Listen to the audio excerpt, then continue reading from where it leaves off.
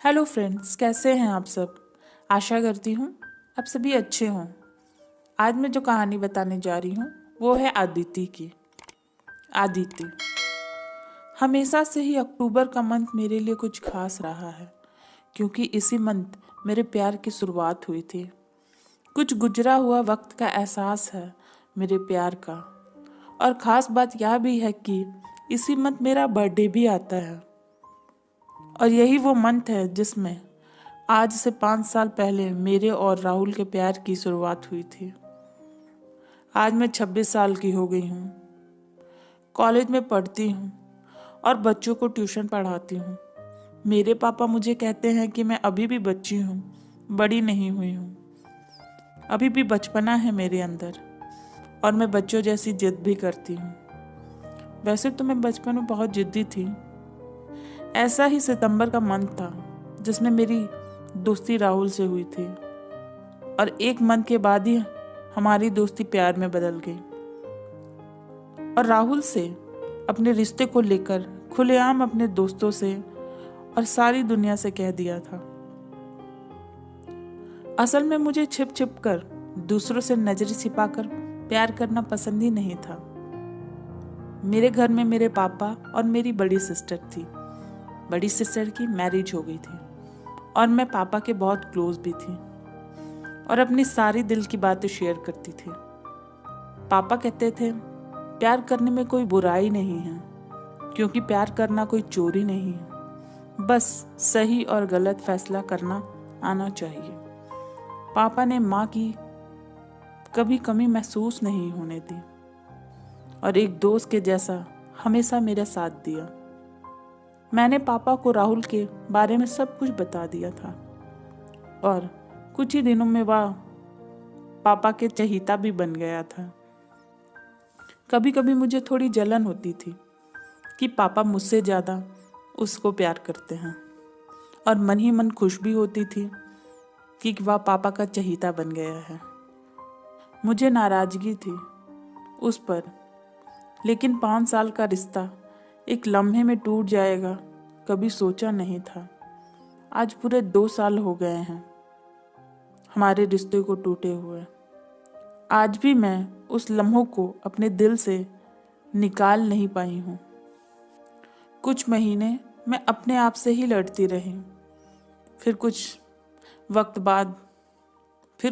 बाद आंखों से आंसू छिपने लगे और आंसुओं को झूठी हंसी में बदलने लगी, और उसे भूलने की कोशिश अभी भी कर रही हूँ। कभी कभी पापा सब कुछ देख रहे होते हैं। वो जानते हैं कि उसकी बेटी अपनी झूठी हंसी में अपने आंसू छिपा रही है। एक दिन पापा ने मुझसे कहा कि मैं राहुल को माफ कर दूं और सब कुछ भुलाकर आगे बढ़ूं। किसी के जाने से जिंदगी नहीं रुकती। तेरी माँ जब मुझे छोड़कर गई थी तो कुछ ऐसा ही हाल मेरा भी था। मैंने भी कई वर्षों में जिंदगी से कदम मिलाना सीख लिया है।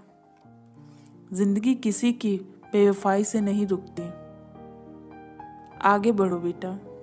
मुझे सब कुछ समझ आ रहा था कि पापा क्या कहना चाहते हैं, पर दिल है कि मानने को तैयार ही नहीं हो रहा था कि राहुल मेरे साथ कुछ ऐसा करेगा।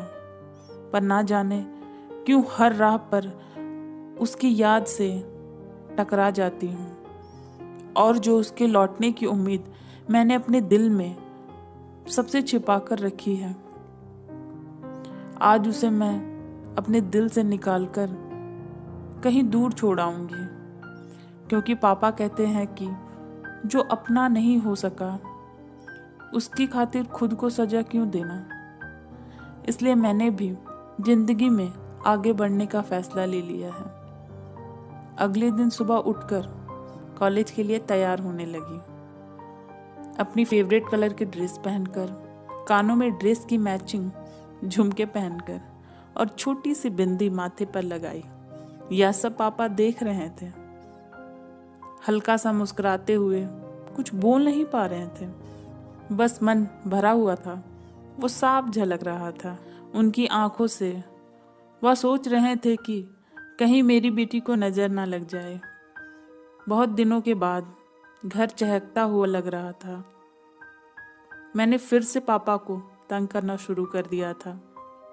पापा के आंसुओं में थोड़ी सी उम्मीद चमकी और थोड़े से प्यार की नमी। जब मैं शाम को घर लौटी, पापा मेरी फेवरेट डिश बना रहे थे। मैंने भी पापा की हेल्प करते हुए रात का डिनर तैयार किया। कई दिनों बाद मैं और पापा एक साथ डाइनिंग टेबल पर खाना खा रहे थे। मानो पापा ने मेरी जिंदगी को ही बदल दिया। दुनिया में लाख चलते हैं साथ में, लेकिन जो मेरे हर दुख सुख में साथ है वो मेरे पापा है। लोग कहते हैं ना, माँ के बिना घर नहीं चलता, लेकिन पापा के बिना संसार नहीं चलता। बस इतनी सी कहानी थी आदिति की। आपको पसंद आई हो तो चैनल को सब्सक्राइब करें, लाइक करें और शेयर करें। आगे मैं आपके लिए ऐसे वीडियो लाती रहूँगी। तब तक के लिए अपना ख्याल रखें।